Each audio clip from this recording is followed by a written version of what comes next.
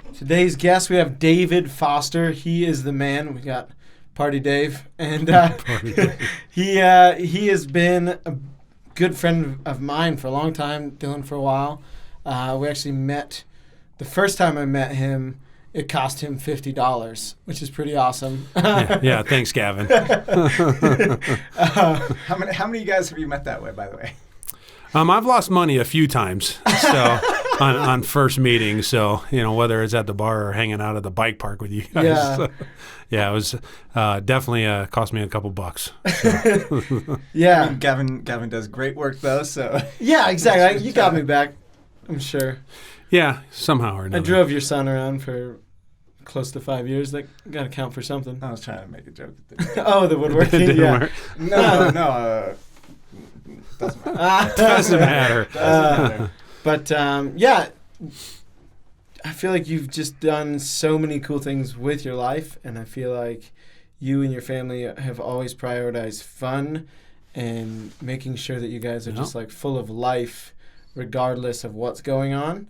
And we couldn't have a better guest today, so tell us a little bit about yourself. Well, thanks for having me. I met Gavin, my son, Dawson. He's 20 years old now. How old was he back then? I think it was 13. He was 13. Okay. So been in the Parker area, Colorado since 1993. I actually came out here to find a wife.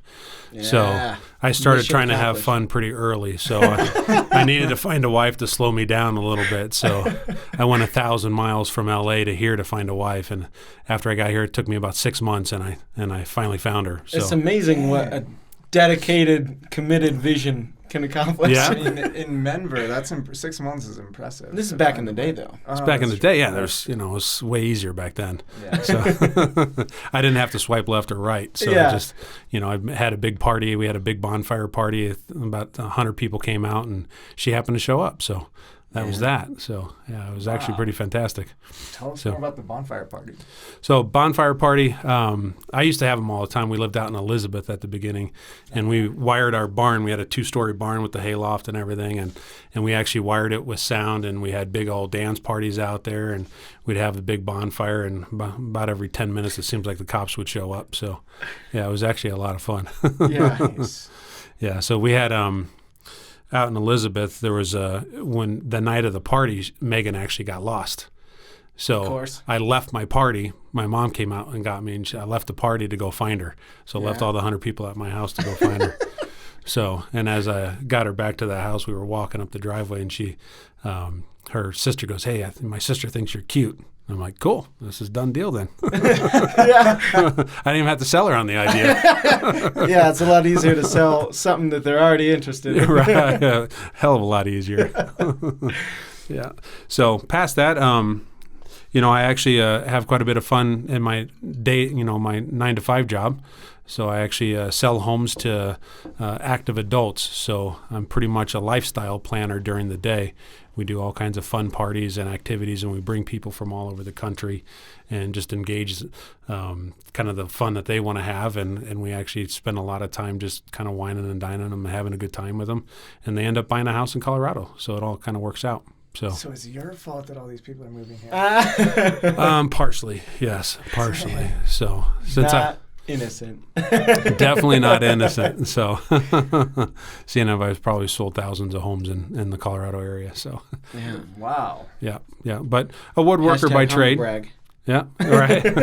A woodworker by trade. I grew up and I always wanted to be a woodworker. So when I got out here originally, I actually was doing woodworking, learning how to do cabinetry and everything like that, and that was a ton of fun.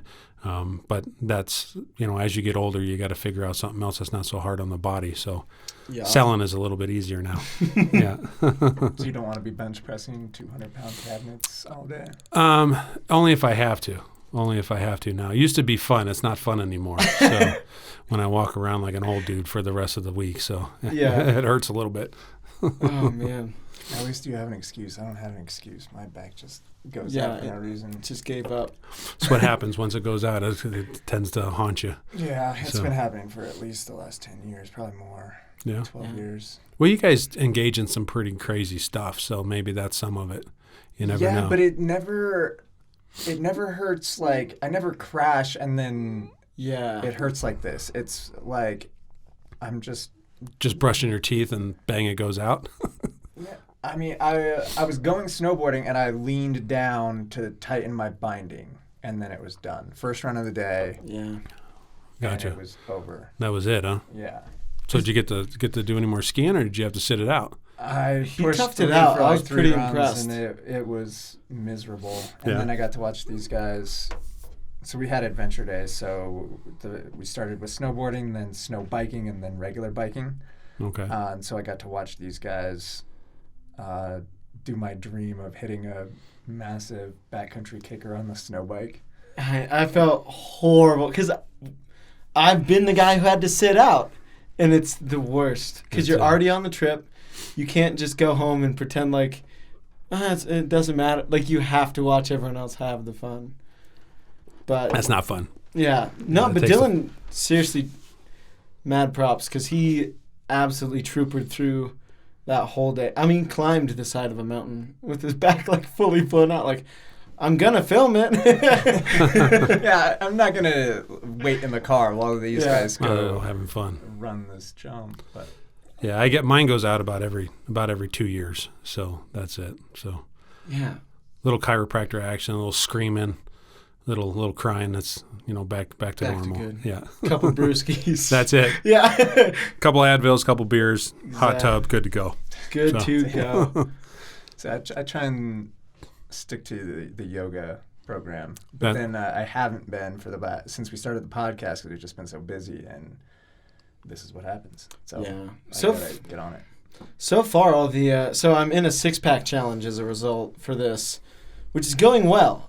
You can see the faint whisper of 4 very teeny tiny abs. You talking about beer drinking or stomachs? So both. So the first person Because they don't normally go together. So first person to a 6-pack abdominally wins. Loser has to buy beer for a year. 6-pack a month for a whole Okay. year between me and Sam, the Rocket Dr. Kerber. Okay. And so far, that actually has helped a lot Yeah. because I've just been working out all of those muscles because normally I just don't care enough. Versus now I actually have to, and it seems Now you to gotta get help it a done. lot. Yeah, Well, it's going to cost you money if you don't make it. exactly. Yeah, and So I just want to be better than Sam. He's inherently cooler, smarter, more talented. So I have to be better at this one thing. I've got to beat that's him. it. And how long do you have to do it? Whoever gets Whoever there gets it first. I'm in it till As it judged by happens. me. So I'm can you like airbrush it in there a little bit? I feel like Dylan he'll catch He'll on. catch that, huh? I might shave the chest hair into a 6-pack. Nice.